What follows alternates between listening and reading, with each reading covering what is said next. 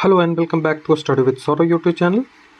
आज की इस वीडियो में हम पाश्चात्य साहित्य सिद्धांत का जो पहला टॉपिक है प्लेटो को देखेंगे। ये जो वीडियो है वो झारखंड सीजीएल के लिए है, जो पेपर 2 में यदि आपने हिंदी का चयन किया है तो उसके लिए ये वीडियो काफ़ी लाभदायक है। तो ये पाश्चात्य साहित्य सिद्धांत के अंतर्गत ये पहला वीडियो है और ये जो चैप्टर है वो चैप्टर नंबर 4 है। इससे पहले मैंने 3 चैप्टर ऑलरेडी ख़त्म कर दिया है, तो यदि आपने उनको नहीं देखा है तो उनको हमारे चैनल पे जाकर देख सकते हो। ठीक है, ये जो मैं पढ़ाऊँगा वो सिलेबस के अकॉर्डिंग ही होगा, ना ज़्यादा होगा ना कम होगा। जैसा कि आपको विदित हो कि ये जो हमारा जो सिलेबस हिंदी साहित्य का दिया गया है, हिंदी का जो पूरा सिलेबस पेपर 2 का है वो या तो BA में दिया गया है या फिर MA में दिया गया है। तो हम उतना ही पढ़ेंगे जितना हमारे एग्ज़ाम के लिए ज़रूरी है। तो यदि आप हमारे चैनल पर नए हैं तो जो पिछले वीडियोज़ डाले गए हैं उनको आप चेक कर लोगे। ये कई सारे वीडियोज़ हमारे चैनल पे आपको मिल जाएंगे, उनको आप चेक कर लोगे। ये प्लेलिस्ट है JSSC CGL हिंदी पेपर 2 के नाम से। यहीं पे आपको सारे जो वीडियोज़ हैं हिंदी पेपर 2 से रिलेटेड वो सबको सारे आपको यहाँ पे मिल जाएंगे। ये कुछ और वीडियोज़ हैं जो प्रीवियस ईयर के क्वेश्चंस जो हैं झारखंड के इससे रिलेटेड वो आपको यहाँ पे मिल जाएंगे, आप चैनल को चेक कर लोगे। ये हमारा टेलीग्राम चैनल है, तो यदि आप टेलीग्राम से जुड़ना चाहते हैं तो मैं लिंक डिस्क्रिप्शन में दे दूंगा, आप मेरे टेलीग्राम से जुड़ जाइए, क्योंकि जो इसका वीडियो का जो PDF है मैं वहीं पे देता हूँ, तो आप टेलीग्राम चैनल से जुड़ना ना भूलें। तो चलिए हम वीडियो की शुरुआत करते हैं। तो सबसे पहले प्लेटो के बारे में हम थोड़ा सा जान लेते हैं। जो प्लेटो है उनके बारे में थोड़ा सा जान लीजिए। तो जो प्लेटो है उनका जन्म 427 ईसा पूर्व, ठीक है, 427 BC में हुआ था और वो उनकी मृत्यु जो हुई थी वो 347 BC में हुआ था। ठीक है, तो उनका जो जन्म हुआ था 427 में और जो मृत्यु हुई थी वो 347 ईसा पूर्व में हुआ था। जो प्लेटो का जो प्लेटो नाम है, जो प्लेटो का जो ये प्लेटो आप नाम देख रहे हो, ये अंग्रेजी में प्लेटो कहा जाता है, लेकिन इनका जो मूल नाम था वो क्या था, तो आप याद रखें, ये एग्जाम में हो सकता है कि आपसे पूछ रहे। तो मूल नाम था अरिस्टोक्लिस, मूल नाम था अरिस्टोक्लिस, जो कि जो यूनानी लोग होते थे, जो एथेंस के जो लोग होते थे वो अरिस्टोक्लिस बोलते थे। ठीक है, उसी तरह से अरबी में इसका अर्थ होता है अफलातून। जो अरबी लोग होते थे वो प्लेटो को अफलातून बोलते हैं। उसी तरह से जो सुकरात इनके गुरु हैं, ये आप जानते होंगे, GS पेपर में भी आपने पढ़ा होगा कि सुकरात जो इनके गुरु थे उन्होंने इनका क्या नाम दिया था, तो उन्होंने इनका नाम प्लातोन दिया था। क्या दिया था? प्लातोन। ये आप याद रखें, इनके गुरु सुकरात हैं। ठीक है, इनका जन्म एथेंस में हुआ था। इन्होंने कई सारी किताबें लिखी, उन्हीं के जो किताबें इन्होंने लिखी उन्हीं किताबों में इन्होंने काव्य के जो सिद्धांत हैं उन पे चर्चा की है। तो इन्हीं जो कुछ किताबें हैं जो इम्पोर्टेंट है उनको आपको याद रखना, और इन्हीं के सहारे हमारा वीडियो भी रहेगा। इन्हीं के सहारा लेकर हम समझने का प्रयास करेंगे कि जो प्लेटो का जो प्रत्यय सिद्धांत है, जो प्लेटो का अनुकरण सिद्धांत है, वो आखिर है क्या। तो इनकी किताब है, याद रखें, इयोन विचार गोष्ठी, जिसका सिंपोजियम होता है अंग्रेजी में। उसी तरह से रिपब्लिक इनका किताब है, हिंदी गणतंत्र हो जाएगा। उसके बाद लॉज है, ये GS पेपर में भी आपसे पूछा जा सकता है, तो आप याद रखोगे सिंपोजियम, रिपब्लिक, लॉज, इयोन। ये 4 किताबें काफ़ी इम्पॉर्टेंट है। बाकी और 1-2 किताबें हैं जिनके बारे में मैं आपको वीडियो के बीच में बता दूंगा। बाकी ये जो है ये काफ़ी इंपॉर्टेंट है, तो आप इनको याद रखोगे। इनके जो विचार क्या था, तो ये आइडियलिस्टिक विचार के थे। ठीक है, ये आइडियलिस्टिक विचार के थे, ये प्रत्ययवादी थे, आत्मवादी थे। ठीक है, इनका जो काव्य सिद्धांत है वो याद रख लें। ये ऑब्जेक्टिव में यदि आएगा भी ऑब्जेक्टिव में, तो ये सबसे आसान सवाल आपसे पूछा जाएगा कि अनुकरण या प्रत्यय सिद्धांत है किसके द्वारा दिया गया, तो वो प्लेटो के द्वारा दिया गया था। ठीक है, प्लेटो के गुरु कौन थे, तो वो सुकरात थे, और जो प्लेटो है वो किसके गुरु थे, तो ये अरस्तु के गुरु थे, ये आप जानते होंगे। अब जो सबसे बड़ी बात आती है कि 5वीं शताब्दी में, जब 5वीं शताब्दी ईसा पूर्व का आरंभ हुआ था, उस समय जो पाश्चात्य काव्य का चिंतन था वो थोड़ा बहुत हुआ करता था, लेकिन जो व्यवस्थित रूप से, सारगर्भित और व्यवस्थित रूप से जो आपको पाश्चात्य साहित्य के बारे में जो चर्चाएं मिलती है, आलोचनाएं मिलती है साहित्य को लेकर, उनका जो आरंभ था वो किसने किया था, तो वो प्लेटो ने ही किया था। ठीक है, प्लेटो ने ही वो आरंभ किया था। यहाँ पे आपको जो कुछ हिस्ट्री के जो पार्ट्स हैं वो आपको दिया गया है, जैसे आप पढ़ लोगे यहाँ कि जो पाश्चात्य जो आलोचक है उनका व्यवस्थित रूप आपको कहीं नहीं मिलेगा। हालांकि इससे पहले कई सारे जो है जैसे होमर हो गए, पिंडार हो गए, गार्जियन हो गए, एरिस्टोफनीस हो गए, ये सब ने इनकी कृतियाँ में हमें कुछ छोटे मोटे जो साहित्य है उसके सिद्धांतों का दर्शन होता है, उसके सिद्धांतों के बारे में जानने को मिलता है। लेकिन जो व्यवस्थित तरीका होना चाहिए वो नहीं मिलता है। वो सबसे पहले कहाँ पे मिलता है? तो सबसे पहले पाश्चात्य का जो साहित्य आलोचना हुआ, जो साहित्य आलोचक हुए वो कौन हुए? तो वो प्लेटो हुए। ये आप याद रखोगे, ये भी सवाल आपसे पूछा जा सकता है। तो योन नामक जो कृति है, योन नामक जो उनका बुक है, ये भी आप याद रखें कि जो योन नामक बुक है कैसी है? तो वो संवाद रूपी है, मतलब एक दूसरे से संवाद में, जैसे आई, मैंने कुछ कहा, तो वहाँ पे लिख देगा कि जो लेखक है उसने कुछ कहा, जो वक्ता है उसने कुछ कहा, यहाँ पे लिख देगा। तो ये संवाद के रूप में, जैसे जो हिंद स्वराज गांधी जी ने लिखा है, हिंद स्वराज आप जानते होंगे 1909 ईस्वी में गांधी जी ने लिखा था। तो हिंद स्वराज जो गांधी जी ने लिखा है वो भी संवाद के रूप में ही है। तो उसी तरह से ये संवाद के रूप में है, ठीक है।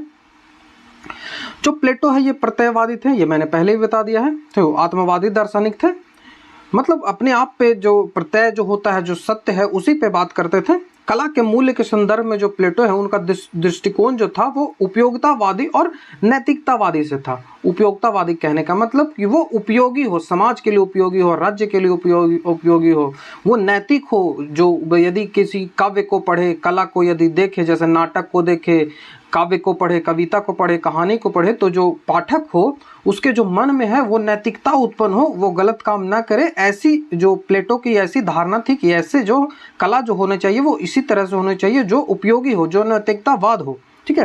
प्लेटो का जो कला विषयक दृष्टिकोण था वो प्रिडिकेटिव था और नॉर्मेटिव था। अर्थात प्लेटो कहना चाहते हैं कि कला जो है वो कैसी होनी चाहिए, वो कला के रूप बताते हैं कि कला में कौन कौन से गुण होने चाहिए। तो जो प्लेटो का दर्शन है उसमें हमें मुख्यतः पांच टाइप के मिलते हैं दर्शन।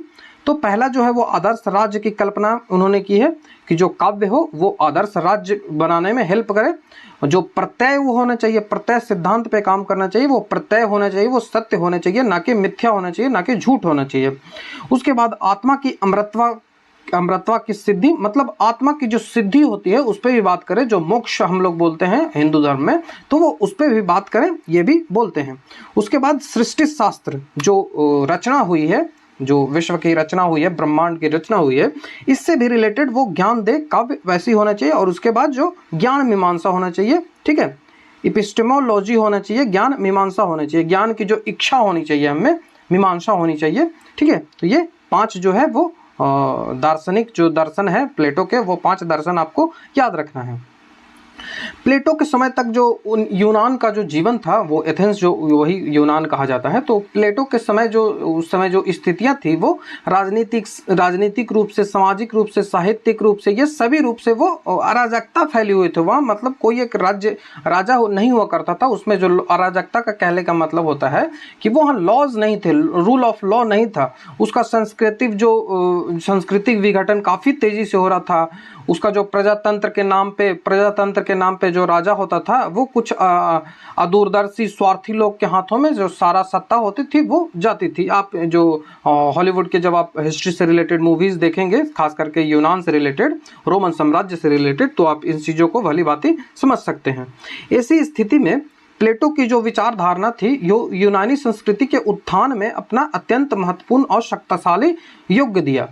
जो स्थितियां थी प्लेटो के समय वो कैसी थी? तो वो अराजकतावादी थी। जो संस्कृति का विघटन हो रहा था, हर तरह से जो चीजें थी वो विघटित हो रही थी। तो उस समय जो प्लेटो का सिद्धांत आया, जो उपयोगितावादी सिद्धांत आया, नैतिकतावादी सिद्धांत आया, वो इसमें काफ़ी योगदान दिया। तो इसी के चलते जो इनका सिद्धांत है इसमें उपयोगितावादी दिखता है, क्योंकि जो एथेंस था, जो यूनान था, वहाँ पे जो नैतिक मूल्य था उनका काफ़ी तेज़ी से पतन हो रहा था। इस कारण से ये जो लेखक है अपनी स्थिति के अनुसार, जो अपना स्थिति में जो लेखक होता है वो जिस स्थिति में होता है उसी स्थिति के अनुसार अपना जो वर्णन करता है, तो वह अपनी स्थिति के ही अनुसार इन्होंने वर्णन किया। जो चीज़ इन्होंने देखा उसी को इन्होंने वर्णन किया। तो ये इन्होंने क्या वर्णन किया?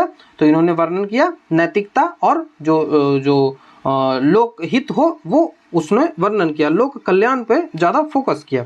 प्लेटो के गुरु जो सुकरात थे वो उन्होंने कोई ऐसी जो नई उद्भावनाएं थी, जो नया जो कंसेप्ट था वो कोई नहीं प्रस्तुत किया। उन्होंने कोई ऐसी बुक भी नहीं लिखी जहाँ पे आप ये कह सकते हो कि उन्होंने काव्य के बारे में, कला के बारे में कोई जो सिद्धांत दिया हो। उनका जो रहन सहन था वो रूढ़िवादी था, मतलब वो परंपरावादी थे, परंपराओं में वो ज़्यादा ध्यान रखते थे। ठीक है, सुकरात जो था वो बुद्धि और तर्क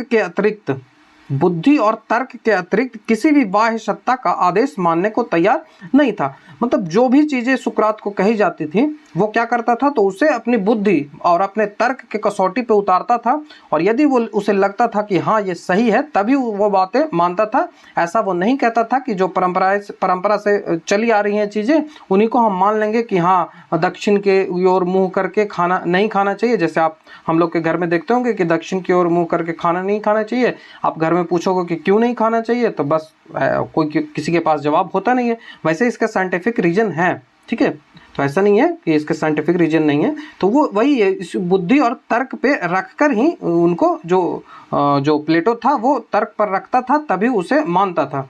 उसका जो उसमें जो सुकरात के जो विचार थे उसमें भावना का कोई स्थान नहीं था। वो भावनात्मक रूप से किसी चीज को नहीं देखता था, वो उसे तर्क और बुद्धि की कसौटी पे लेकर रखता था। जो सुकरात थे वो आत्मदीपो भव, आत्मदीपो मतलब may you be lamp of yourself, मतलब कि कहने का मतलब कि अपने आप को खुद जागृत करे, इसके प्रचारक वो थे। ठीक है, जो सुकरात थे वो किसके प्रचारक थे, तो वो आत्मदीपो भव के प्रचारक थे। तो जो उनका छात्र होगा वो भी तो इससे रिलेटेड ही ज्ञान प्राप्त करेगा, वो इसी से संदर्भित तो ज्ञान प्राप्त करेगा, क्योंकि जब उसके टीचर ही इस तरह के हो तो उसका जो प्रभाव होगा वो जो उसका जो शिष्य होगा उस पर भी पड़ेगा। हाँ, कुछ चीज़ें हैं जो उससे थोड़ी बहुत भिन्नता दिखेगी, लेकिन जो उसका जो मेन जो प्रभाव होगा वो टीचर का ही होगा। तो जो उसका जो शिष्य था प्लेटो, उस पर आपको कई सारे जो प्रभाव हैं वो आपको सुकरात के प्रभाव मिलते हैं। जैसा कि सुकरात जो था पर वो रूढ़िवादी था, जिस कारण से वो कला को पसंद नहीं करता था। तो आप देख सकते हो कि जो प्लेटो है वो भी कला को नहीं पसंद करता था। आप ये जानकर हैरान होगे कि प्लेटो जो है वो भव्य और उदार शैली बताती है कि वो मूलतः कवि ही था। जो उसने इयोन जो संवाद लिखा है, इयोन बुक, उसमें जो संवाद लिखा है वो कवि के रूप में ही लिखा है। ये जो वो उसमें कविता जो झलक दिखती है कि एक कवि था, जो उसका उदार भाव था, उदार शैली लिखने का था, वो एक दिखता है कि वो एक कवि था। उसका जो लेखनीय जीवन था वो प्रारंभ भी हुआ था। उसने जब स्टार्टिंग में वो कविताएं लिखता था, वो नाटकों की रचना करता था। जो प्लेटो था वो कविताएं और नाटकों की रचना करता था, लेकिन जब अपने गुरु सुकरात के प्रभाव में आया, जो कि एक परंपरावादी थे, तो उनके प्रभाव में आने से जितने भी उनकी कलाएं थी उनको वो नष्ट कर दिया। ठीक है, और प्लेटो का जो दृष्टिकोण था वो बदल गया। उसका जो गुरु का प्रभाव प्लेटो पे काफ़ी जो प्रभावशाली पड़ा, और उनका दृष्टिकोण सुकरात की तरह दार्शनिक और जो दार्शनिक हो गया। और यही कारण है कि प्लेटो काव्य और नाटक के प्रति न्याय करने में असमर्थ हो गया। जैसे इनके सिद्धांतों को हम पढ़ेंगे प्लेटो के, तो आप इस जो तथ्य है उससे भली भांति हो जाएंगे कि ये क्यों असमर्थ रहे। जो नाटक है, काव्य है, इसको न्याय करने में यह क्यों असमर्थ रहे। अपनी प्रसिद्ध कृति जो रिपब्लिक है, मैंने पहले ही बता दिया है, रिपब्लिक में उन्होंने काव्य और कवियों का घोर विरोध किया है। उन्होंने कहा है अपने रिपब्लिक में कि काव्य और जो यहाँ तक उन्होंने कह दिया रिपब्लिक में कि जो ऐसे जो कवि हों जो उपयोगितावादी नहीं हो, जो नैतिक शिक्षा नहीं देते हों काव्य, उनको जो राज्य है उससे बाहर कर देना चाहिए। यहाँ तक उन्होंने कहा है।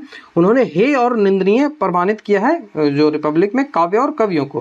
प्लेटो के अनुसार जो काव्य है वह मनुष्य की वासना को उत्तेजित करता है, जो सेक्सुअल डिजायर है उसको उत्तेजित करता है, उसे विवेकहीन बनाता है, उसकी जो बुद्धि है उसको भ्रष्ट करता है। तो प्लेटो ने संभवतः तत्कालीन साहित्य को देखकर ही अपना जो मत था ऐसा व्यक्त किया था। जैसा कि मैंने पिछली स्लाइड था उसमें भी आपको बताया था कि जो यूनान था, जो एथेंस था, उसका मौलिक पतन हो रहा था सांस्कृतिक रूप से, नैतिक रूप से, हर स्थिति में, चाहे अराजकता फैली हुई थी, हर चीज में वो पतन हो रहा था, जिस कारण से वहाँ की जो साहित्य लेखनी थी वो कामुकताजनक थी, वो वासना को उत्तेजित करती थी। तो इसी साहित्य को देखकर, चूंकि जो प्लेटो था वो इसी परिवेश में रहता था, तो इसी साहित्य को देखकर, इसी जो रचना है उनको देखकर जो उनका जो दृष्टिकोण बना उनका जो दृष्टिकोण बना काव्य को लेकर, नाटक को लेकर, कला को लेकर, वो इतना जो कठोर बना इसी कारण से क्योंकि वो उपयोगितावादी उस समय नहीं था। ठीक है, वो संसार में एक ऐसा राज्य और समाज की स्थापना करना चाहते थे जो आदर्श हो, जहां मूल्य हो, जहां नैतिक मूल्य हो, वो ऐसे साम्राज्य की स्थापना करना चाहते थे। वस्तुतः वह श्रेष्ठ राज्य और श्रेष्ठ समाज और श्रेष्ठ आदर्शों की स्थापना करना चाहते थे, किंतु उसने देखा कि जो तात्कालिक यूनानी जो साहित्य है वो कामोत्तेजक है, भावना प्रधान है, उसमें भावनाओं की ज़्यादा प्रधानता होती है, उसमें कामोत्तेजना ज़्यादा होती है, जो सेक्सुअल डिजायर होता है इन पर ज़्यादा बात की जाती है। श्रेष्ठ राज्य और समाज की स्थापना में जो साहित्य उस समय का था, तत्कालिक जो साहित्य था, वो सहयोग नहीं कर रहा था। वो जो था वो डिसऑर्डर इलनेस था, जो डिसऑर्डर इलनेस फैलाता था, जो समाज में है वो डिसऑर्डर इलनेस फैलाता था, जो बुद्धि है, जो जनता की बुद्धि है, उसे भ्रष्ट करता था। तो इसी कारण से जो उस समय का जो साहित्य था, वो कला था, उनकी जो प्लेटो ने घोर निंदा की है। यहाँ तक कि उनके जो एक मित्र थे होमर, जो कि एक जो कवि ही मानेंगे आप, एक कवि है होमर, तो अपनी जो कृति है रिपब्लिक में, रिपब्लिक का 3रा भाग में कहते हैं कि होमर के परलोक की अंधकार में स्थिति का चित्रण करने के लिए दोषी ठहराते हैं। जो होमर है वो अपनी एक कृति में जो परलोक है, परलोक को आप मान सकते हैं नरक, जो हम नरक कहते हैं, तो उसकी अंधकार में स्थिति को दिखाता है, इसके लिए भी दोषी मानते हैं, क्योंकि इससे जनता में भय उत्पन्न होगा, तो जो राजनीतिक जो स्थितियां हैं वो खराब होगी। इस कारण से होमर को ये दोषी मानते हैं। उनके अनुसार ऐसे साहित्य पर कड़ा प्रतिबंध लगाना चाहिए। ठीक है, प्लेटो होमर द्वारा वर्णित कतिपय घटनाओं को घोर निंदा करते हुए अपने समाज में चारित्रिक दुर्बलता फैलाने का दोषी ठहराते हैं। उनका कहना है कि ऐसी जब रचनाएं की जाएगी तो इससे जो समाज है उसमें चारित्रिक दुर्बलता फैलेगी। ऐसे साहित्य समाज में अनैतिकता फैलाएंगे और मनुष्य का जो इंद्रियां हैं, उसका जो सेंस ऑर्गन है, उसको वो दासी बना देगी, उसके वो नौकर बना देगी। मतलब जो उसका सेंस कहेगा वो काम उत्तेजना में आके, जो भावना में आके, जो उसका जो सेंस है उसका ना मानकर जो इंद्रियां हैं उसके वश में आ जाएगा, इंद्रियों के गुलाम हो जाएगा। ये तो दिमाग से ना सोचकर वो इंद्रियों के वश में आ जाएगा। ठीक है, तो काव्य और कला के विषय में प्लेटो की जो मुख्य चिंता थी वो आदर्श राज्य में उनकी उपयोगिता थी। आप जितने भी सिद्धांत इनके देखेंगे, सिद्धांत को आप आगे जब देखेंगे तो उनका एक ही फोकस, मेन मोटो था कि वो आदर्श राज्य स्थापित करना चाहते थे जिसमें नैतिक मूल्य हो, नैतिक मूल्यों का पतन ना हो, नैतिकता भरपूर हो। तो इस उपयोगिता का निर्णय करने के क्रम में उन्होंने कला की परिभाषा, कला में काव्य का स्थान, काव्य का स्वरूप, काव्य की प्रेरणा, काव्य के विषय, काव्य के रूप और काव्य का भावनात्मक जो प्रभाव था, काव्य और सत्य, काव्य और जीवन का संबंध भी उसी विषय के संदर्भ में उन्होंने दिया। क्योंकि उस समय जो था वो एक आदर्श राज्य की कल्पना कर रहे थे, तो उसमें इन सब चीज़ों को उन्होंने देखा कि इन्हीं के कारण जो है वो उनका पतन हो रहा है, आदर्श जो मूल्य हैं उनका पतन हो रहा है, ये बाधाएं उत्पन्न कर रही है, जिस कारण से इन विषयों पर जो प्लेटो हैं उन्होंने अपना ध्यान केंद्रित किया। इस सूची से यह व्यवस्थित काव्य सिद्धांत की ओर निश्चित रूप से संकेत करती है। चूंकि इस तरह से इन्होंने लिखा तो ये एक संकेत करती है कि एक जो प्लेटो है वो एक काव्य सिद्धांत दे रहे हैं। ठीक है, भले ही प्लेटो के संवाद में निश्चित क्रम का निर्वाह नहीं हुआ हो, क्योंकि वो उस समय तो ऐसा नहीं कर रहे थे कि मैं ये सिद्धांत दे रहा हूँ। बाद के जो कवि आए, बाद के जो साहित्यकार आए, उन्होंने इस पे जो अब आगे चर्चा की तो ऐसी स्थिति बनी। अब हम सबसे मेन पॉइंट देखेंगे कि प्लेटो का जो अनुकरण सिद्धांत है, ये आप याद रखोगे, अनुकरण सिद्धांत जो है वो और काव्य जो सत्य है प्लेटो का, उसको हम यहाँ पे देखेंगे। तो अनुकरण सिद्धांत किससे संबंधित है, तो वो प्लेटो से संबंधित है, ये आपको याद रखना है। प्लेटो जो है वो मिमेसी जो है वो यूनानी शब्द है जिसका जो अर्थ होता है वो अनुकरण होता है, और अनुकरण एक हिंदी शब्द है जिसका अर्थ होता है नकल। ठीक है, जो अनुकरण है उसका अर्थ होता है नकल।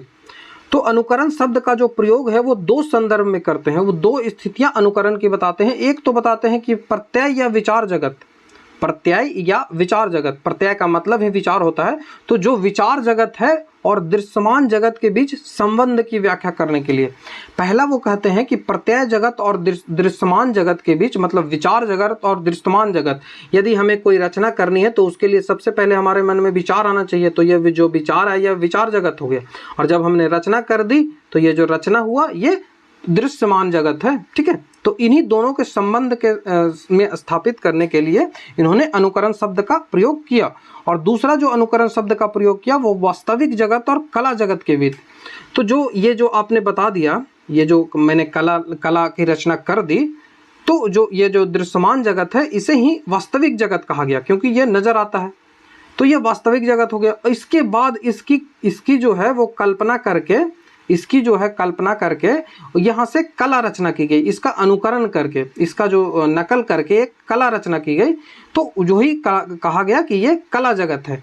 तो वास्तविक जगत और कला जगत के बीच संबंध को दिखाता है। पहला संबंध दिखाता है, पहला संबंध किसके किसके बीच दिखाता है, तो जो पहला संबंध दिखाता है विचार जगत, जो कि ये है, ये विचार जगत है। उसके बाद का जो जगत है ये जो मैं सेट कर रहा हूँ, दूसरा विचार ये दृश्यमान जगत है। इसी दृश्यमान जगत को ही वास्तविक जगत कहा गया। और वास्तविक जगत और जो कला जगत है ये वाला, इसके बीच जो संबंध दिखाता है, इन्हीं के संदर्भ में जो है प्लेटो ने जो शब्द है अनुकरण, जो नकल है, उसका जो प्रयोग किया है।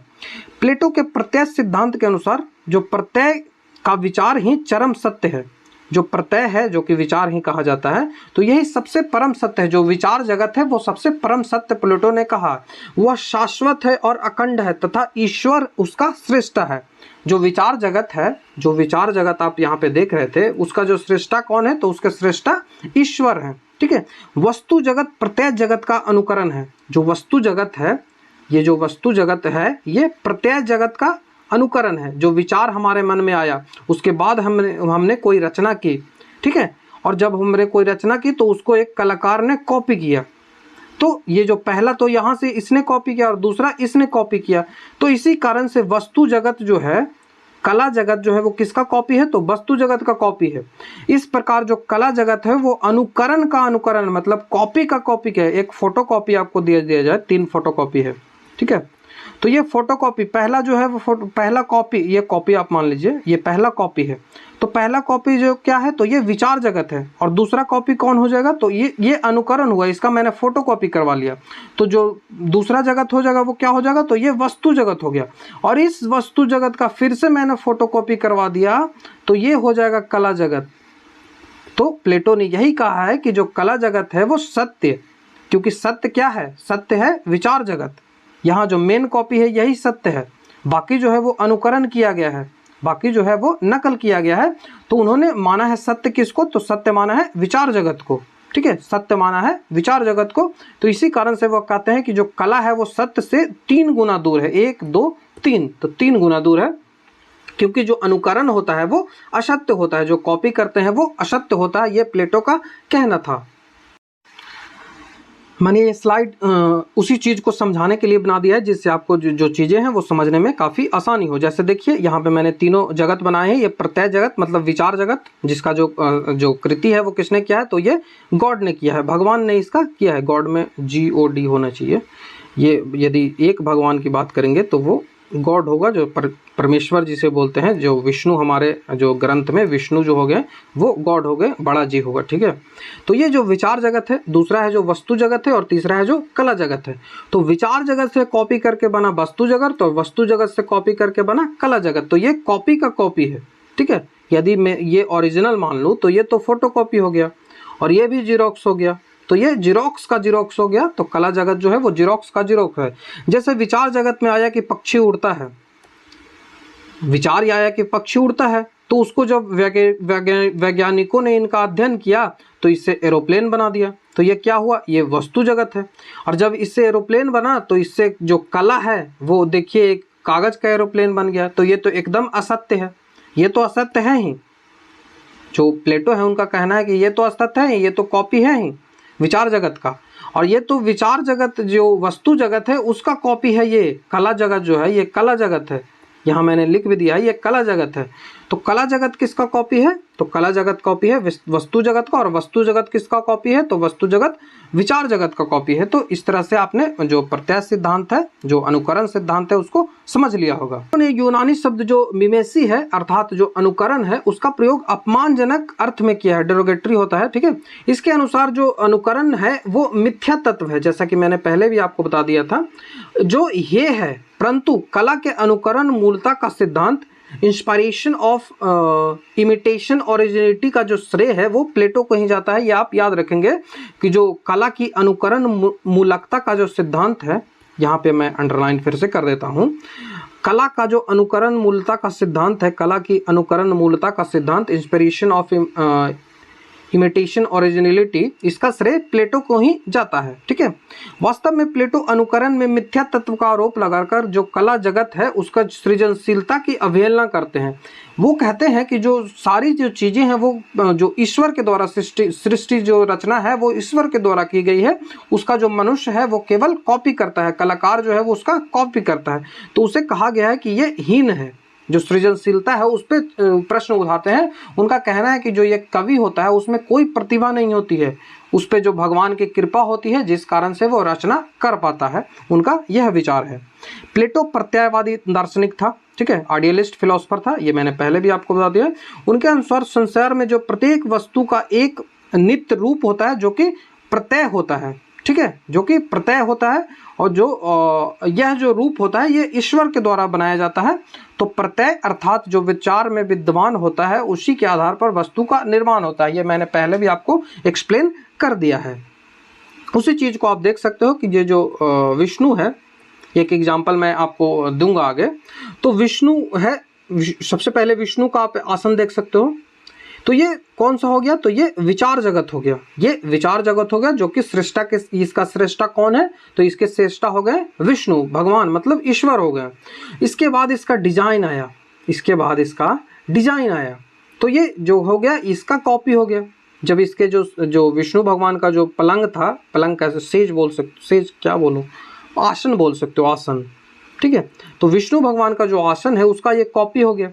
तो ये पहले तो ये कॉपी हो गया। अब इसी का कॉपी किसके मन में आया? ये बढ़ी जो है, ये कारपेंटर जो है, उसके मन में विचार आया पलंग बनाने का। तो ये कॉपी का कॉपी किया, और इसके कॉपी के बाद जो है ये पलंग तैयार हुआ। ठीक है, तो ये कला जगत जो था ये तो वस्तु जगत का कॉपी हो गया। वस्तु जगत बोल रहा हूँ, जो विचार जगत है उसका कॉपी वस्तु जगत हो गया, जो पलंग कारपेंटर बना रहा है। उसके बाद जो पलंग बना उसका फिर से ये कलाकार, ये कला जगत हुआ, इसकी कला बनाई, इसका जो चित्र बनाया, तो ये कला जगत हो गया। मतलब कॉपी का कॉपी, तो फोटोकॉपी, बार बार कॉपी हो रहा है, यही चीज़ें यहाँ पे बताई जा रही है। एक अन्य उदाहरण आप ले सकते हो, जैसे सबसे पहले जो विचार जगत में क्या आया? तो ये पुष्पक विमान, रावण वाला। ठीक है, तो इससे कल्पना आई। उसके बाद जो मनुष्य है ये विचार जगत में ही आएगा कि पक्षियों को जब देखा गया कि वो उड़ते हैं, तो इसके बाद मनुष्य के मन में विचार आया कि हम एरोप्लेन बना सकते हैं, तो उन्होंने डिजाइन एक बनाया। ठीक है, जो विचार जगत था उससे आगे चलकर उन्होंने एक डिजाइन बनाया। तो वो जो डिजाइन बनाया ये कौन सा है? तो ये वस्तु जगत हो गया। ठीक है, और इस वस्तु जगत से एरोप्लेन बनाया गया, तो ये भी वस्तु जगत ही है। ठीक है, एरोप्लेन जो बना दिया गया ये वस्तु जगत है। उसके बाद इससे एक कलाकार जो है, एक चित्रकार जो है, वो कला जगत ये हो गया, एक चित्र बनाया, तो ये तो फिर से फोटोकॉपी का फोटोकॉपी है, और ये भी कला जगत ही है। ठीक है, ये भी कला जगत ही है। यहाँ पे क्या किया गया है? तो ये कागज का प्लेन बनाया गया है। तो आप आसानी से अब जो ये जो एग्जाम्पल होगा उसको आप समझ लोगे। देखिए, प्लेटो के द्वारा रिपब्लिक के 10वें भाग में एक जो उदाहरण दिया गया है कि प्लेटो का तर्क है कि एक बढ़ई द्वारा बनाए गए पलंग की कल्पना कीजिए। जो पलंग अब तक ठोस पदार्थ के रूप में हमारे सामने है, वह बढ़ई क्यों बना सका? उसका आकार है, उसके दिमाग में कहाँ से आया? तो अवश्य ही बढ़ई के मन में किसी आदर्श पलंग जो होगा, एक पलंग होगा, उसकी कल्पना होगी। तो जो एक कल्पना थी ये क्या हो गई? तो ये प्रत्यय जगत हो गया, ये विचार जगत हो गया। तो इस आदर्श पलंग की जो कल्पना है यही विचार जगत है। और इसी के कल्पना के बाद अब फिर बढ़ई द्वारा जो पलंग जो बनाया, तो वो पलंग वास्तविक न हो, आदर्श पलंग जो था, जो वस्तु जगत, जो प्रत्यय जगत था, उसका कॉपी है। ईश्वर के मन में जो था उसका अनुकरण मात्र है, तो ये कॉपी हो गया। अब बढ़ई के जो पश्चात चित्रकार आता है, तो चित्रकार जो कि पलंग का चित्र प्रस्तुत करता है, वो चित्रकार द्वारा निर्मित पलंग का यह चित्र बढ़ई के पलंग की अनुकृति है। मतलब फोटोकॉपी का फिर से फोटोकॉपी है, किंतु बढ़ई पलंग भी तो वास्तविक पलंग की अनुकृति थी। वही चीजें यहाँ कही जा रही है। तो जो ये जो अनुकृति बार बार हो रही है, मतलब फोटोकॉपी का फोटोकॉपी हो रहा है। तो वास्तव में जो ये जो कला जगत है, जो कला जगत है ये सिर्फ नकल है, ये जो प्रत्यय जगत है, जो विचार जगत है, उससे काफ़ी दूर होता है। जैसे उदाहरण स्वरूप मैंने फोटोकॉपी का फोटोकॉपी यहाँ पे लगा दिया है। प्लेटो का जो काव्य था वो कहते हैं कि जो जो कवि जो होता है वो उन्माद में होता है। जब कवि रचना करता है तो वो पागलपन की स्थिति में होता है, वो एक उन्माद की स्थिति में होता है। जो यौन नामक उनका संवाद है उसमें जो काव्य सृजन प्रक्रिया और काव्य हेतु पर उन्होंने चर्चा करते हुए यह चीज़ें जो कवि हैं उस पर कहा था कि कवि जो है उनमें उन्माद रहता है, वो पागलपन रहता है, उनमें ईश्वर की कृपा रहती है, जिसके कारण ही वो जो काव्य है उसकी रचना कर पाते हैं। ठीक है, उन्होंने ऐसा नहीं कहा है, कभी नहीं ऐसा स्वीकार किया है कि जो व्यक्ति है, जो कवि है, उसमें क्षमता थी, उसकी प्रतिभा थी। ठीक है, उन्होंने कहा है कि ये हमेशा भगवान की प्रतिभा थी। प्लेटो के अनुसार जो विचार जगत ही जहाँ से समस्त कल्पना अथवा आभास प्राप्त होता है अकेली वास्तविक सत्ता है, ये मैंने पहले भी आपको बता दिया है। अतः पलंग नाम की वास्तविक सत्ता का निर्माता जो है वो कौन है? वो ईश्वर है। बढ़ई तो केवल वास्तविक जो सत्ता है उसका आभास का निर्माण करता है, उसका जो अनुकरण करता है। ठीक है, और बढ़ई के द्वारा बनाया गया पलंग का ईश्वर के मन में विद्वान वास्तविक पलंग की छाया मात्र है। अतः बढ़ई जो है वो निर्माता पलंग का वास्तविक सत्ता न होकर अनुकरण मात्र है, मतलब नकल है। प्लेटो के अनुसार जो समस्त दृश्यमान संसार है जो इंद्रियों द्वारा पहचाना जाता है वास्तविक ना होकर एक भ्रम है। प्लेटो का कहना है कि जो समस्त संसार है जो हम देखते हैं, दृश्यमान जो संसार है जो उसको हम अपनी इंद्रियों को द्वारा पहचान पाते हैं, वो वास्तविक नहीं है, वो एक सिर्फ भ्रम है। वह वास्तविक सत्ताओं जो कि वास्तविक सत्ता माना है उन्होंने ईश्वर को, तो वो ईश्वर के मन में ही विद्वान है। अनुकरण अथवा छाया मात्र है, जो ईश्वर ने कल्पना की है उसका ही ये जो संसार है वो छाया मात्र है। अतः प्लेटो समस्त दृश्यमान संसार को ब्रह्म मानते हैं और उनकी दृष्टि में विचार रूप जो जगत ही सत्य है और जो संसार है वो असत्य है। ये इनका विचार है। तो प्लेटो का जो ये अनुकरण सिद्धांत देखा उसके सारांश में हम यह कह सकते हैं कि जो प्रत्यय जगत है, जो विचार जगत है, वो ईश्वर इसका श्रेष्ठ है। जो क्रिएटर है वो इसका कौन है? तो इसके गॉड क्रिएटर है, भगवान क्रिएटर है। जो वस्तु जगत का अनुकरण करता है, जो वस्तु जगत है वो प्रत्यय जगत का ही अनुकरण करता है। जैसे बढ़ई जो है वो कारीगर जो है वो बनाता है। उसके बाद जो कला जगत है वो वस्तु जगत का अनुकरण करता है। अतः ये अनुकरण का अनुकरण करता है, मतलब ये और असत्य नहीं है। इसीलिए कला की इतनी अवहेलना जो प्लेटो है उन्होंने की है। जो प्लेटो है इसने ईश्वरीय उन्माद को काव्य हेतु स्वीकार किया है। मैंने पहले भी बताया था कि ईश्वरीय जो उन्माद है उनको इन्होंने काव्य हेतु स्वीकारा है। प्लेटो के अनुसार जो कवि है वो काव्य सृजन क्यों कर पाता है? क्योंकि उन पे जो दैवीय शक्तियाँ होती है, दैवीय शक्तियाँ उन पे होती है, जिस कारण ही वो जो काव्य है उसकी रचना कर पाता है। उन्होंने म्यूज कहा है। म्यूज एक कला की देवी होती है। म्यूज जो होता है यूनान में उसे कला की देवी कहा जाता है। जैसे हम लोग में सरस्वती माँ होती है ना, तो उसी तरह से एथेंस में जो म्यूज है तो उनको कला की जो देवी कहा जाता है। तो अर्थात जो कवि है कविता के समय उन्माद या पागलपन की दशा में रहता है। वो अपने किसी दैव्य शक्ति द्वारा प्रेरित जो है वो अपने आप को ऐसा प्रेरित महसूस करता है कि उन पे कोई भगवान की कृपा है, कोई दैवीय शक्ति है जिस कारण से वो रचना कर पा रही है, किंतु वह उस समय यह नहीं जानता कि वह क्या कर रहा है। अतः उसके जो शब्द पर ध्यान नहीं दिया जा सकता क्योंकि वह विवेक और तर्क का कोई उसके पास नियंत्रण नहीं है। इनका कहने का अर्थ है कि जो कवि है वो रचना करता है वो भगवान के प्रभाव में आकर करता है। मतलब कि जो रचनाएं की जा रही है वो सिर्फ वो भगवान के द्वारा की जा रही है। जो कवि है वो सिर्फ एक साधन मात्र है। बस ये कला की रचना का वो एक साधन मात्र है। तो वो सारा क्रेडिट किसको देते हैं? तो सारा क्रेडिट प्लेटो भगवान को देते हैं। तो इस भावुक आवेश का परिणाम यह तो होता है कि वह अनैतिकता का प्रचार करने लगता है। यही कारण है कि कवि जो प्रायः देवी देवताओं के विषय में भी अनैतिक घटनाओं का वर्णन करने लगता है। इन देवी देवताओं का चरित्र क्रूर, नृशंस और उद्धम चरित्र बनाता है। मतलब भगवान के बारे में भी जो रचनाएं हैं वो बुरी करने लगता है। उसमें भगवान को भी क्रूर बनाता है, उनको भी निर्दयी बनाता है। ये सब रचनाएं जो है कभी किन में आके करता है? तो वो उन्माद में आके करता है। ये आप देख सकते हैं कि जो एथेंस की जो म्यूज कह सकते हैं, जो म्यूज देवी है, कला की देवी जो म्यूज है वो हो गई और ये सरस्वती माँ हो गई। ठीक है। तो उपयुक्त कारणों से प्लेटो कला को आदर्श राज्य से बहिष्कृत कर देना चाहता है। वह कला जो मिथ्या और अनाचार का प्रचार करे कभी भी समाज के लिए कल्याणकारी नहीं होता सकता है। वैसी कला जो मिथ्या और अनाचार का प्रचार करता हो, जो झूठ हो, मिथ्या का प्रचार करता हो, झूठ का प्रचार करता हो, अनाचार का प्रचार करता हो, जिससे नैतिक मूल्यों का पतन हो, वो जो कला है वो कल्याणकारी हो ही नहीं सकती है। और इस ऐसी जो कला है इनको राज्य से प्लेटो बहिष्कार करना चाहता है, कर देना चाहता है। ठीक है, प्लेटो के अनुसार जो समस्त दृश्यमान संसार है एक अन्य वास्तविक संसार का अनुकरण मात्र है। यह वास्तविक संसार जो है उनके सत्ताओं, विचारों अथवा सिद्धांतों का सारांश है। यह सिद्धांत जो है वो शिव, न्याय और सुंदर, जो आप शिव, सत्यम, शिवम, सुंदरम जो सुनते हैं ना, वही शिव, न्याय और सुंदर।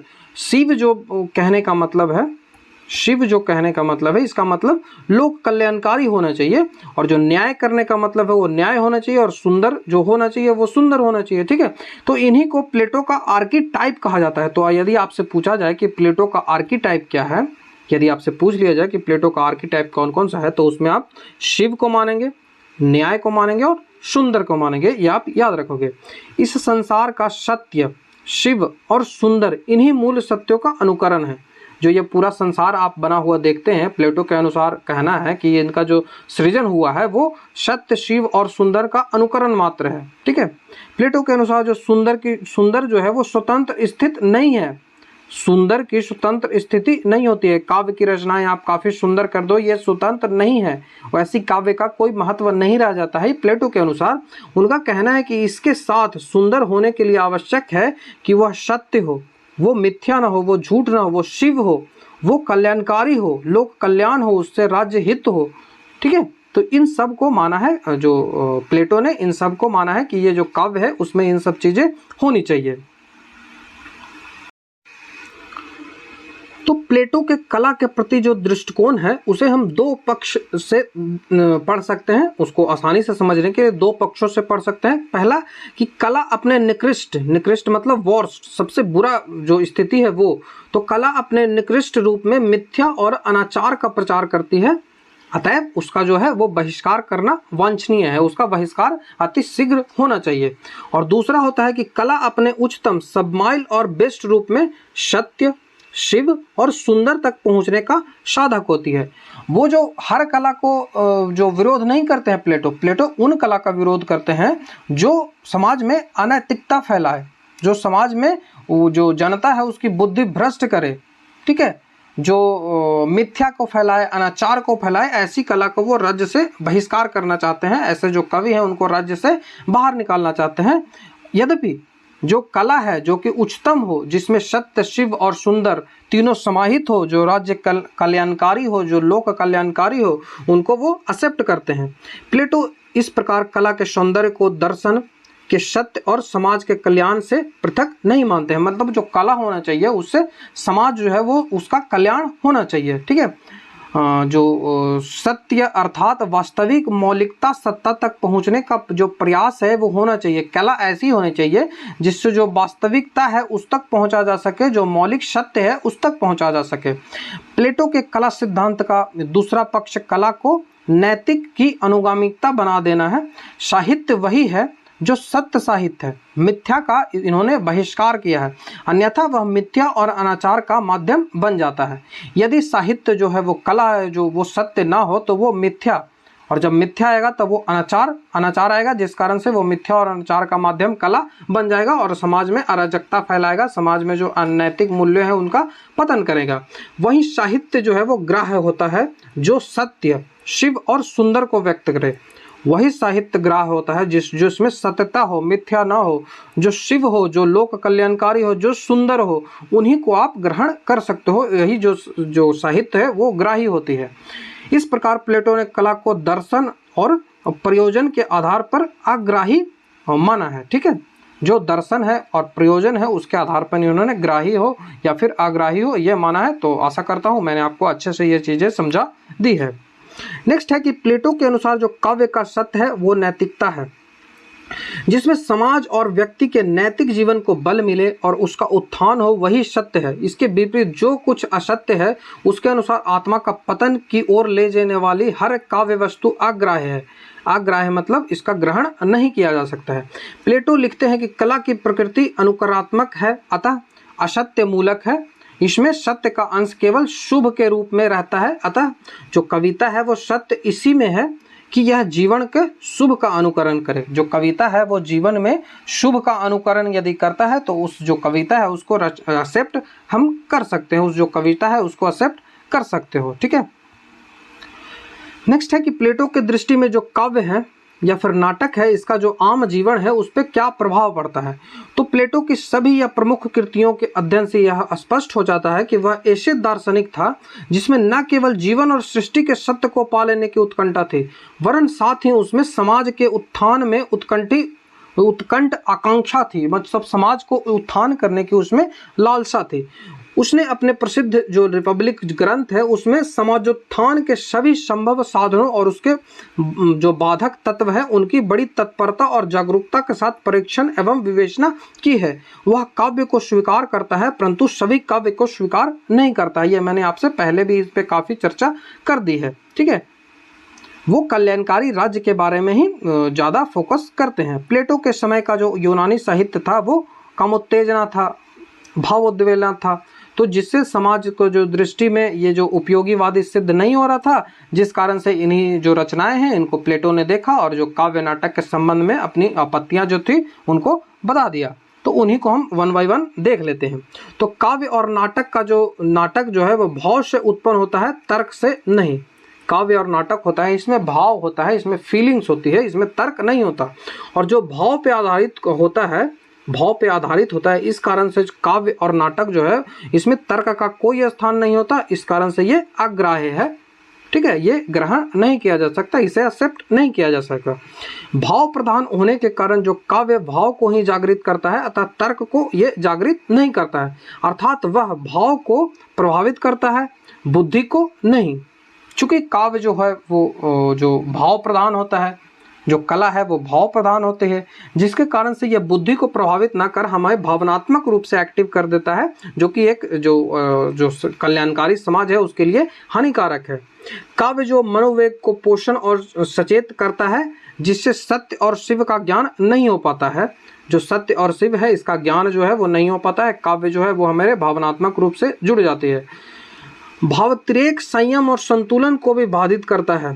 ठीक है, यह स्थिति व्यक्ति को न केवल दुर्बल और अशक्त बनाती है अपितु उसे कुमार्ग की ओर भी अग्रसर करती है।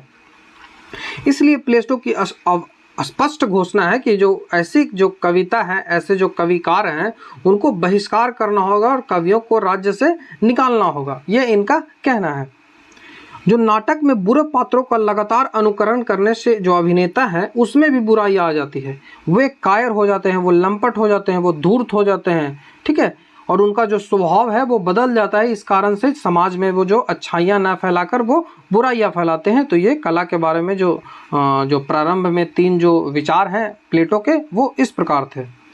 जो नेक्स्ट वो कहते हैं कि जो ट्रेजेडी होती है, ट्रेजेडी वाला सीन हो, मतलब दुखांत सीन हो, दुख वाला सीन हो, उसमें नाटक में कलह, हत्या, विलाप आदि। उसके बाद जो कॉमेडी सीन हो जिसमें अभद्रता दिखाई जाती है, मस्खरापन दिखाई जाती है, सेक्सुअल चीज़ें दिखाई जाती है, जिससे देखने और सुनने से जो दर्शक होता है, जो श्रोता होता है, उनके मन में निकृष्ट का भाव उत्पन्न होता है, उनमें मन में जो नीचता भावना होती है वो उत्पन्न होता है, वो अनैतिक होते चले जाते हैं, जिस कारण से इनमें अनुशासन की जो है वो कमी आती है। और जब अनुशासन की कमी आती है तो एक श्रेष्ठ राज्य, एक राम राज्य के लिए जो ये जो ऐसी जो कलाएं हैं वो ग्राही नहीं होगी, अग्राही होगी। प्लेटो के अनुसार जो होमर के काव्य में हमारे बच्चे नायक को एक लंबे कथन में अपना शोक प्रदर्शित करते, रोते हुए और अपनी छाती पीटते हुए पाते हैं। होमर का जो एक कला है, एक नाटक है होमर का नाटक, उसमें एक बेचारा नायक होता है, जो हीरो आप बोल सकते हो। तो जो हीरो होता है वो एक डायलॉग बोलता है, उसके बाद जो शोक प्रदर्शन करता है, अपना छाती पीटता है, रोते बिलखते रहता है। इससे जो जीवन में हमें प्रभाव पड़ता है, इससे हम दुख न प्रकट करने वाले गौरव मानते हैं, क्योंकि हमें जो विवेक है, हमारी जो बुद्धि है, इनको यह भ्रष्ट करता है। जहाँ हमारा जो चरित्र है वो नाटक की तरह ही होता चला जाता है। जो हमें दुख है, हमें जब दुख हो जाता है तो हम उस नाटक की तरह ही अपना जो भाव है, वो फीलिंग्स है, उनको जाहिर करते हैं। तो त्रासदी में विवेक की उपेक्षा की जाती है। रोने बिलखने से समाज में वीर भाव का लुप्त होता है। जो वीर रस जो वीर भाव होता है, जो बहादुरी होती है जो नागरिक में, उसका ये मतलब कि जो उसका लुप्त हो जाता है, ये पतन की ओर चला जाता है। नेक्स्ट आगे कहते हैं कि कोई व्यक्ति जीवन में गंभीरता से काम करे और नाटक में हल्केपन से, ये असंगत है। उस पर उसका प्रभाव जरूर पड़ेगा, वो ऐसा ही होता चला जाएगा। आप ये बॉलीवुड में देख सकते हो। साथ ही वही व्यक्ति ट्रेजेडी और कॉमेडी दोनों का अभिनय कर ले, ये सफलता प्राप्त कर ले, ये भी संभव नहीं है। अब आप जॉन अब्राहम से एक्शन तो करवा लो, जॉन अब्राहम जो है एक्टर, उससे एक्शन तो आप करवा लो, लेकिन अब जॉन अब्राहम से आप कॉमेडी सीन करवा लो, जैसा कि वेलकम शायद 3 या 2 में किया गया था, वो बकवास था, तो नहीं किया जा सकता है। यही प्लेटो ने किया था। नाटककार लोकप्रिय अर्जित करने के लिए हल्के और ओछ भावों का चित्रण करते हैं। जैसा कि आप देख सकते हो कि आजकल जो हीरो होते हैं, हीरोइंस होते हैं, उनको आप देखते होंगे कि उनकी किस प्रकार वो समाज में नग्नता फैलाने का प्रयास कर रहे हैं। जो आजकल की जो मूवियाँ होती है, आजकल के जो कपड़े होते हैं, खास करके जो मूवी में दिखाई जाती हैं, वो किस तरह के होते हैं, वो हल्के और ओछेपन के भाव को प्रकट करते हैं, जिससे जो पाठक होते हैं, जो जनता होती है, जो व्यूअर्स होते हैं, उनका जो दिमाग होता है उस पर इनका प्रभाव पड़ता है, और वो काम उत्तेजित होते हैं, और उनका जो जिससे जब वो काम उत्तेजित होते हैं तो इससे जो समाज है उसमें पतन आता है। तो ये ओछपन के प्रसार करता है। तो इन सबको वो रोक लगाना चाहते हैं, इन सबको वो बुराई मानते हैं।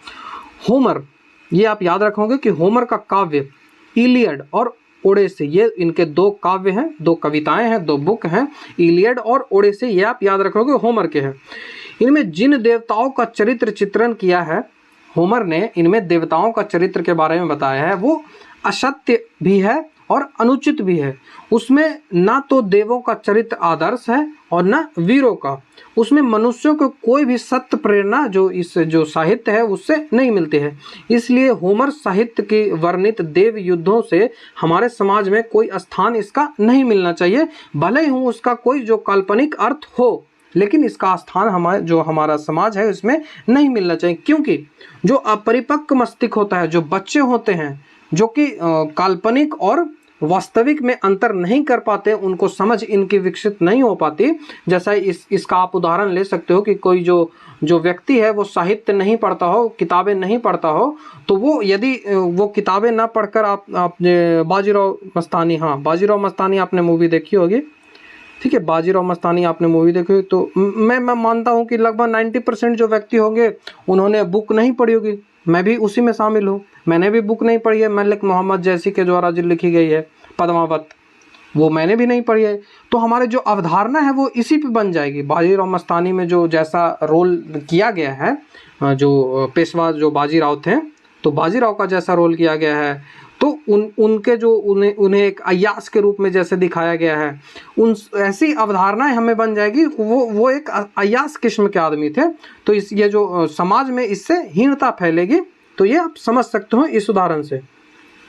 देव युद्धों के वर्णन से बच्चों के सामने यह तथ्य प्रस्तुत किया जाता है कि जब देवता युद्ध कर सकते हैं तो हम क्यों नहीं कर सकते हैं, युद्ध करना ठीक होगा। तो इसके लिए भी इन्हें दोषी मानते हैं। वास्तव में युद्ध काल्पनिक युद्ध है, किंतु बच्चे उसे सच समझ लेंगे और उसके मन में गलत इसका आदर्श प्रस्तुत होगा। इसी कारण से जो भारत में जो पुराणों में जो काल्पनिक ढंग से जो वर्णन किया गया है युद्धों का, दुष्प्रभावों का, इसको ध्यान में रखकर तुलसी जी ने कई अवसर पे 2 देव हैं उनकी निंदा की है। जैसे यथा ऊंच निवास नीच करतूती देखी, न सकहीं पराई विभूति।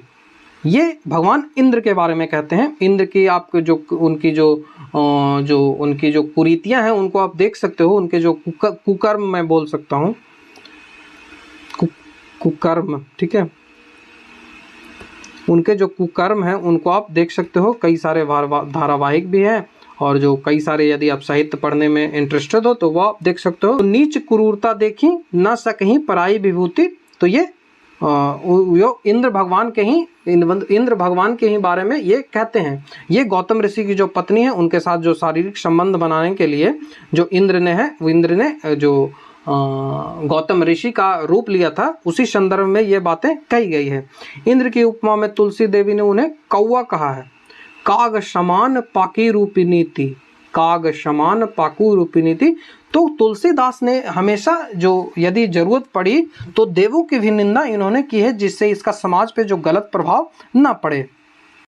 जो प्लेटो का कथन है कि होमर के काव्यों में ऐसे स्थल हैं जो पाठक और श्रोता के मन में भय उत्पन्न करते हैं, इसीलिए उन्हें वीर और साहसी के मन का पुरुष बना देता है, उन्हें जो कायर बना देता है। तो ऐसी जो रचनाएं होती हैं उनका जो बहिष्कार होना चाहिए, जबकि काव्य ऐसा होना चाहिए जो कि नवयुवकों में शौर्य दे, उसमें पराक्रम का भाव उत्पन्न करे, ऐसी काव्य होनी चाहिए। जिन कहानियों को मैं हानिप्रद मानता हूँ उनका अवगुण है असत्य कथन या काल्पनिक कथन देवों और मनुष्यों के लिए हेय होता है, ये प्लेटो का कहना है। आगे कहते हैं कि प्लेटो में उपयुक्त मंतव्यों को देखकर यह भी संदेह नहीं रह जाता कि प्लेटो काव्य और नाटक की घोर विरोधी थे। हमने देख लिया प्लेटो के बारे में सारी चीज़ें, तो उससे आप यह निष्कर्ष निकाल सकते हो कि जो प्लेटो थे वो साहित्य के, कला के, नाटक के घोर विरोधी थे। किंतु प्लेटो केवल उस काव्य और नाटक का विरोधी करता था जो नागरिकों की भीरुता मतलब कायरता देता था, निर्बलता देता था, अनैतिकता का फैलाता था। ऐसे ही काव्य को वो विरोध करता था जो साहित्य जो सत्य से हटकर असत्य और अशिव की ओर ले जाता था, इसी का विरोध करता था। जो सत्यम शिवम सुंदरम होता था उसका वो विरोध नहीं करता था। क्रोच कहते हैं प्लेटो के बारे में कि विचारों के इतिहास में कला के निषिद्ध का इतना बड़ा विचारक एक भी नहीं हुआ, किंतु प्लेटो का निषिद्ध भी असाधारण था और अपने निषिद्ध में भी वह महान था। इनका कहना है कि कला का इतना बड़ा विरोधी मैंने अभी तक नहीं देखा है जितना बड़ा विरोधी प्लेटो था, लेकिन उनका जो विरोध था, उनका जो निषिद्ध था वो भी असाधारण था, वो भी महान था। प्लेटो के संबंध से यह तथ्य सहज ही लक्षित किया जा सकता है कि प्लेटो काव्य का गहरा प्रेमी और जो स्वयं कवि हृदय संपन्न था, वो कविता की रचनाएं करता था। ये मैंने आपको पहले भी बता दी है। उसका जो सभी संवाद है वो कवित्व की अनुप्राणित है। ये जैसा कि मैंने आपको बताया था कि जो यौन उसका संवाद है उसमें ये आपको ये उसको पढ़ने से आपको ये झलक मिल जाएगी कि वो कविता के संदर्भ में उसकी रचना की गई है। प्लेटो राज्य में सत्य, सदाचार और न्याय की प्रतिष्ठा करना चाहता है। इसी आदर्श राज्य की परिकल्पना के संदर्भ में कविता पर विचार करते हुए इस बात पर बल दिया गया कि कविता मात्र एक मनोरंजन मात्र नहीं है, वस्तु इससे सामाजिक आवश्यकताओं की जो प्रमाणित करने के लिए उसे आनंद सिद्धांत से आगे बढ़कर मंगल सिद्धांत की ओर अग्रसर होना होगा।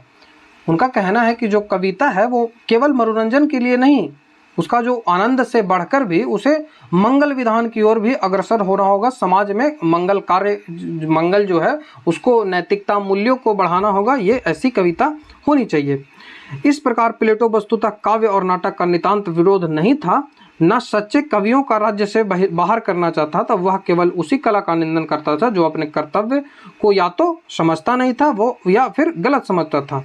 जो सेकंड बेस्ट स्टेट मानते हैं, एक दो बेस्ट स्टेट हैं ही, जो सेकंड बेस्ट स्टेट है, द्वितीय कोटि का जो आदर्श गणराज्य है, उसमें कुछ शर्तों में कुछ शर्त रखकर जो सुखांत नाटक होते हैं और जो दुखांत नाटक होते हैं, इनको भी उन्होंने स्वीकार किया है। ठीक है, ऐसे व्यक्तियों को चित्रण किया है जिससे हम अच्छा नहीं समझते, किंतु मिलाकर उसकी कलात्मक उत्कृष्टता के मूल्यांकन का मानदंड शिव और सत्य की अनुकूलता पर संबंधित है। मतलब जो सत्यम शिवम सुंदर से संबंधित हो उनको इन्होंने स्वीकार किया है। आगे है काव्य रचना की प्रक्रिया।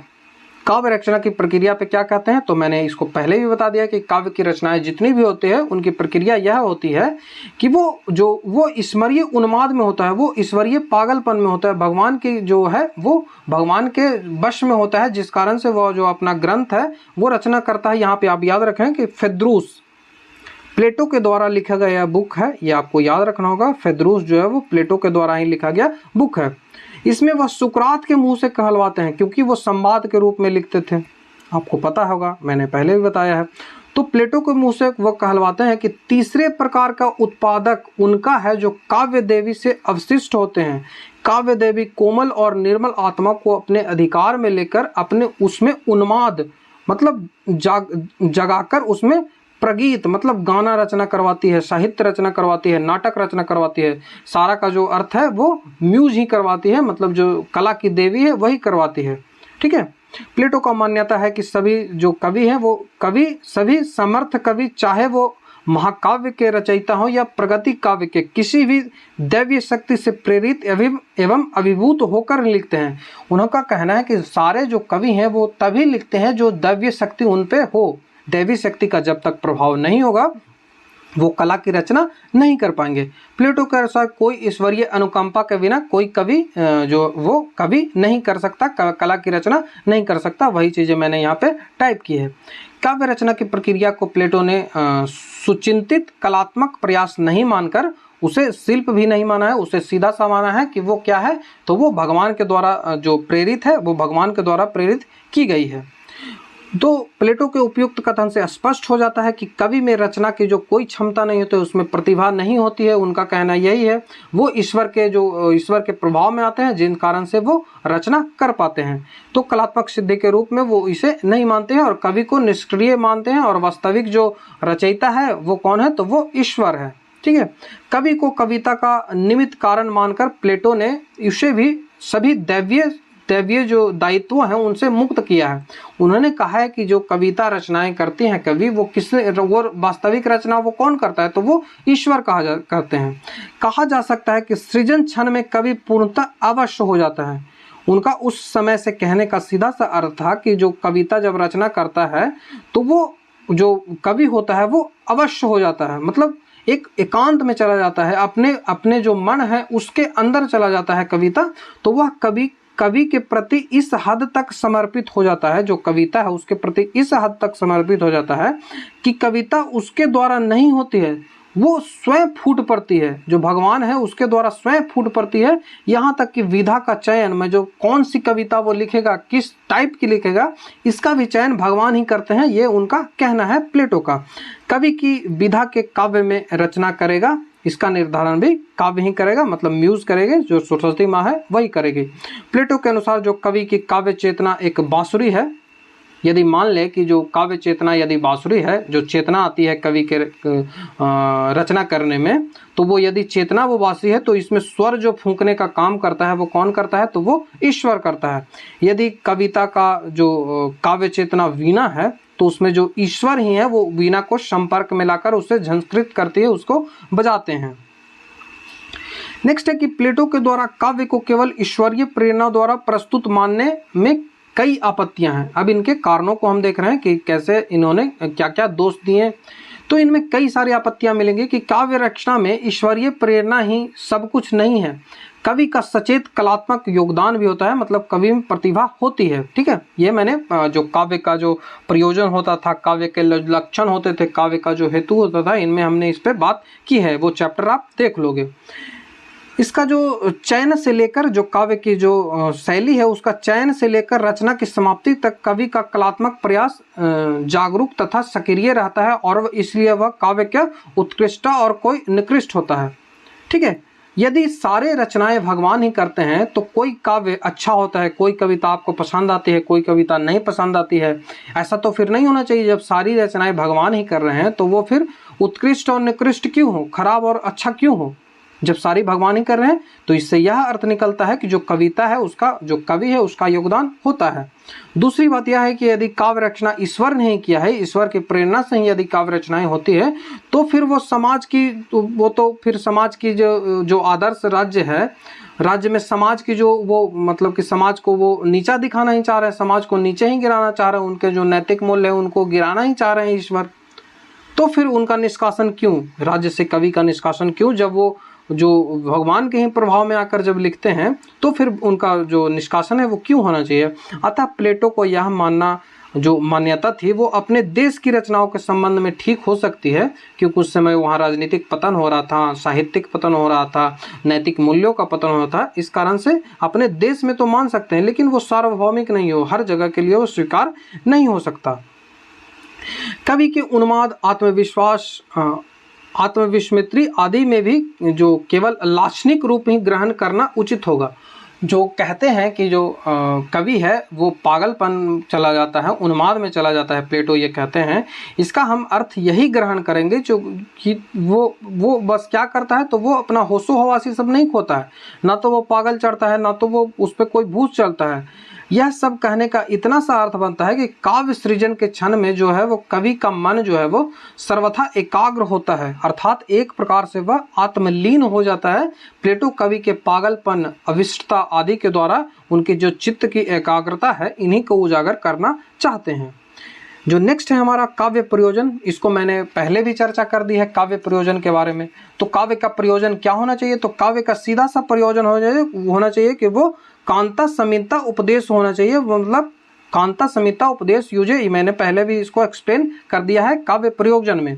इसका मतलब होता है कि वो लोक कल्याणकारी होना चाहिए, वो ऐसी होना चाहिए जिसको पढ़ने के बाद, जिसको सुनने के बाद जो पाठक है उसमें जो नैतिक मूल्य है उसको बढ़ोतरी होनी चाहिए, राज्य का लोक कल्याण होना चाहिए। वैसे कला का यही प्रयोजन, काव्य का यही प्रयोजन होना चाहिए। ठीक है, उसके बाद काव्य का विषय है। काव्य का विषय के बारे में वो कहते हैं कि काव्य का विषय जो है वो यही होना चाहिए जो लोक कल्याणकारी हो, धार्मिक तथा नैतिक होना चाहिए काव्य का विषय, जिससे नैतिक हो, जिससे धार्मिकता बढ़े। उसमें देवताओं और राष्ट्रवीरों का वर्णन होना चाहिए। उसमें कवि को परामर्श दिया है कि वे देवताओं के चरित्र के सगुणों, शील और दृढ़ता का वर्णन करें, ना कि उनकी कायरता का वर्णन करें। काव्य की शक्ति क्या होती है, तो प्लेटो के समकालीन यह मानते थे कि कॉमेडी, मतलब जो कॉमेडी होती है, ट्रेजेडी होती है, मतलब सुखांत और दुखांत काव्य सृजन की जो शक्तियां हैं वो अलग अलग होती है। किंतु प्लेटो यह मानते हैं कि कवि की विभिन्न शक्ति एक ही होती है, अर्थात कवि की शक्ति एक होती है जो कॉमेडी लिखता है और वही ट्रेजेडी भी लिखता है। हिंदी के तुलसीदास और जो प्रसाद हैं, जयशंकर प्रसाद, ऐसे ही साहित्यकारों में माने जाते हैं, क्योंकि जो वो साहित्यकार हैं वो ऐसी रचनाएं लिखते हैं। किंतु साहित्यकारों की शक्ति में असमर्थता होती है। हर जो साहित्यकार होते हैं वो इस तरह से नहीं हो सकते। उदाहरण स्वरूप आप देख सकते हो कि जो रविंद्रनाथ टैगोर हैं वो बहुमुखी थे, वो जो महाकाव्य लिख सकते थे, लेकिन जो प्रेमचंद्र है वो महाकाव्य नहीं लिखते थे। तो ये काव्य शक्ति हुआ जो कि हर जो राइटर है उसके लिए अलग अलग होता है, लेकिन प्लेटो का कहना था कि वो सेम होता है। नेक्स्ट है काव्य हेतु। जो काव्य रचना है उसके कारण क्या होना चाहिए, तो काव्य हेतु के अर्थ में जो काव्य जो होना चाहिए वो उसके सामर्थ्य में काव्य जो प्लेटो है उनका कहना है कि उसमें प्राकृतिक शक्ति होना चाहिए, आवश्यक नियमों का ज्ञान होना चाहिए और उसमें अभ्यास होना चाहिए। ठीक है, क्या होना चाहिए, तो प्राकृतिक शक्ति होना चाहिए, आवश्यक नियमों का ज्ञान होना चाहिए और उसमें अभ्यास होना चाहिए। मतलब कि ये प्रतिभा के बारे में कह रही है, उसमें प्रतिभा होनी चाहिए। उसके बाद जो व्युत्पत्ति होनी चाहिए, व्युत्पत्ति, और उसके बाद जो अभ्यास होना चाहिए, प्रतिभा, व्युत्पत्ति, अभ्यास, ये काव्य तीन हेतु माने जाते हैं काव्य के, तो उन्हीं को इन्होंने चर्चा की है। इनमें जो स्वर प्रमुख जो होता है वो उन्होंने जो प्राकृतिक शक्ति को कहा है, जो भगवान की शक्ति है उसको कहा है, प्रतिभा को कहा। इन्होंने प्रतिभा को किसका माना है, ये कवि को नहीं प्रतिभा माने हैं, कवि की प्रतिभा ये नहीं मानते हैं, ये भगवान की प्रतिभा मानते हैं। ठीक है, ये भगवान की प्रतिभा मानते हैं, ये आप याद रखोगे। अंत में जो अभ्यास आता है, सबसे अंत में इन्होंने अभ्यास रखा है। भारत के जो आचार्य हैं वो भी सर्वसम्मति से प्रतिभा, व्युत्पत्ति और अभ्यास को काव्य हेतु मानते हैं। काव्य के मूल के संदर्भ में प्लेटो का जो दृष्टिकोण है वो उपयोगितावादी है, ये मैंने पहले ही बताया था, वो नैतिकवादी है। काव्य के जो प्रमुख भेद वो कहते हैं कि प्लेटो के अनुसार जो काव्य है वो तीन प्रकार के हो सकते हैं। तो अनुकारात्मक, मतलब जो प्रसन्नता, मतलब कॉमेडी वाला हो सकता है, या फिर दुखांत हो सकता है, सुखांत हो या फिर दुखांत हो, वर्णनात्मक अथवा प्रगति से रिलेटेड हो, और मिश्र हो, मतलब कि महाकाव्य हो। तो ये तीनों आप एग्जैक्ट याद कर लोगे, यदि एमसीक्यू में आ गया तो आप इसको कर सकते हो आसानी से। प्लेटो के अनुसार जो प्रगीत है, मतलब जो गाना है, प्रगीत मतलब गाना, सॉन्ग, उसके क्या क्या अंग होते हैं, तो एक गाना का अंग होता है कि इसमें शब्द होना चाहिए, इसमें माधुर्य होना चाहिए, जो शब्द हैं वो कर्कश नहीं होना चाहिए, और जो गाए उस व्यक्ति उसमें लय होना चाहिए। ये आसान सी चीज़ें हैं, इनको आप आसानी से कर लोगे। काव्य की जो शैली है वो क्या होनी चाहिए, तो काव्य की शैली के संदर्भ में प्लेटो का मत है कि काव्य के शैली का जो चरित्र का प्रतिबिंब है, वो भारतीय समीक्षा ने भी यही माना है कि जो शैली है वो मनुष्य, शैली ही मनुष्य है। जो काव्य की शैली है वो मनुष्य है, स्टाइल इज द मैन, अर्थात शैली कवि का वैशिष्ट्य है। उन्होंने कहा है कि यत् स्वभाव कवियः तदनुरूप काव्यम, मतलब जिस प्रकार का कवि होगा उसी प्रकार का काव्य की रचनाएं होगी। काव्य की भाषा के संदर्भ में प्लेटो कहते हैं कि भाषा परिवर्तनशील होती है, गुणश्रीन होती है, आवश्यकता अनुसार का जो काव्य है उसमें कठोर शब्द, माधुर्य शब्द और कोमल शब्द का प्रयोग वर्णन आता है। जो राजा दंडी हैं, बामन हैं, आदि जो भारतीय आचार्य हैं, इन्होंने इसके जो पर्याप्त विचरण इस पर किया है। इसके लिए आप जो हमारा वीडियो है वो काव्य जो शास्त्र है चैप्टर नंबर 3 उसको आप देख सकते हो। नेक्स्ट जो है वो काव्य की भाषा है। काव्य की भाषा कैसी होनी चाहिए? तो काव्य की भाषा के संदर्भ में प्लेटो कहते हैं कि भाषा परिवर्तनशील है और गुणश्रित है। ठीक है, आवश्यकता अनुसार इसमें कठोर, ये मैंने पहले ही बता दिया, वही चीज़ें लगता है 2 बार टाइप हो गई यही चीज़ें, तो मैंने इसको पहले ही बता दिया। उनका कहना है कि जो कठोर शब्द, मधुर शब्द और कोमल शब्द, इन सब का प्रयोग हो सकता है स्थितियों के अनुसार। नेक्स्ट है जो एक समीक्षक है, जैसे मैं कॉपी चेक करता हूँ, जब मेरा पेड ग्रुप चलता था तो उसमें मैं कॉपी चेक करता हूँ, तो इन्होंने बताया कि एक समीक्षक का भी, एक देखने वाले का, चेक करने वाला का भी क्या गुण होना चाहिए, किसी चीज़ पे अपनी राय देने वाला का भी क्या गुण होना चाहिए। तो वो एक समीक्षक का गुण होता है कि वो एडुकेटेड होना चाहिए, उसमें गुण होना चाहिए जो उत्कृष्ट होना चाहिए। ये दोनों जो है वो एजुकेशन उसमें होना चाहिए और उसमें जो गुण है वो होना चाहिए उससे रिलेटेड। तो सच्चे समीक्षक को साहस की आवश्यकता होती है। यदि उसमें साहस नहीं होगा तो डर के कारण वो किसी बात को प्रभावी रूप से नहीं धर पाएगा। तो उसमें साहस के भी चर्चा की है। तो इन सब चीज़ों को आपको याद रखना है क्योंकि ये पूछे जा सकते हैं। कला शिल्प का ज्ञान होना चाहिए। जो कला है, यदि मैं कॉपी चेक करता हूँ, मुझे टॉपिक, जैसे मैंने दे दिया टॉपिक 1 नेशन 1 इलेक्शन, तो अब मुझे 1 नेशन 1 इलेक्शन के बारे में जानकारी है ही नहीं और मैं कॉपी चेक करने बैठ जाऊँ तो ये तो गलत होगा, ऐसी तो स्थिति नहीं होगी। तो वो कहते हैं कि उनमें जो कला के जो वो ज्ञान होना चाहिए। तो प्लेटो का मत है कि किसी भी कलाकार को, चाहे वो चित्रकार हो, गृह निर्माता हो या कवि हो, उसे अपनी सामग्री का चुनाव और उपयोग बिना सूझबूझ नहीं करना चाहिए, उनमें सूझ होना चाहिए। सच्चे कलाकार का बराबर ही यह प्रयत्न रहता है कि वो रचना के निश्चित और प्रभावपूर्ण स्वरूप मिल जाए। इसे ही जो कला शिल्प की पूरी जानकारी इसे कहा जाता है। कलाकार को अध्ययन और अभ्यास द्वारा कला का ज्ञान प्राप्त करना चाहिए। प्लेटो ने लिखा है कि हमारे कलाकार ऐसे होने चाहिए जिसमें सौंदर्य, ललित्य या फिर सच्ची प्रकृति देखने की क्षमता हो, तभी हमारे युवक स्वतः भूमि में निर्मल दृश्यों तथा मनोहर ध्वनियों के बीच रह सकेंगे और प्रत्येक वस्तु अच्छाई तक देख सकेंगे। नेक्स्ट है प्लेटो के कुछ महत्वपूर्ण जो विचार हैं वो इस प्रकार आपको देखने को मिल जाएंगे। जो काव्य और कला के रूप में प्रयोजन, स्वरूप और प्रयोजन प्रभाव के संदर्भ में उसने जो प्राचीनतम उद्भावक जो है वो कौन है, तो वो प्लेटो है। ये आप याद रखोगे। प्लेटो की दृष्टि में कला और साहित्य का प्रयोजन एवं मूल्य उसकी सामाजिक उपयोगिता है। ये मैंने पहले भी आपको बता दिया है, उनको अब समराइज कर रहा हूँ। अनुकरण सिद्धांत की उद्भावना का श्रेय प्लेटो को ही जाता है। ये आप याद रखोगे कि अनुकरण सिद्धांत किसने दिया, तो वो प्लेटो ने दिया। प्लेटो ईश्वरीय प्रेरणा को काव्य रचना की प्रक्रिया का अनिवार्य साधन मानता है। व्युत्पत्ति, अभ्यास आदि का महत्व उनकी दृष्टि में निम्नता है, मतलब गौण है। ठीक है, वो प्रतिभा को ही मानता है और प्रतिभा भी किसकी, वो कवि की नहीं, प्रतिभा भगवान की। विरेचन सिद्धांत के संकेत में भी इनके कथन विद्यमान है, ये आपको याद रखना है। साहित्य में जो पोएटिक जस्टिस होता है, इसके सिद्धांत का प्रतिष्ठान भी किसने किया, तो वो प्लेटो ने ही किया। काव्यात्मक जो न्याय होता है इसका प्रतिपादन प्लेटो ने किया। प्लेटो की तार्किक प्रखर, अभिव्यंजना, प्रांजल तथा शैली जो वो आकर्षक थी, ये आपको याद रखना है। एग्जैक्ट आप इन चीज़ों को याद रख लोगे, थोड़ा सा हिंदी टफ है लेकिन आप एग्जैक्ट इन चीज़ों को याद कर लोगे।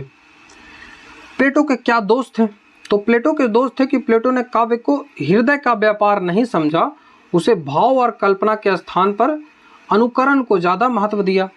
जो काव्य होता है वो तो एक भाव होता है, वो हृदय का एक व्यापार होता है, तो इस पे उन्होंने बल ना देकर उन्होंने कल्पना और भाव के जो अनुकरण है इस पे ज़्यादा बल दिया।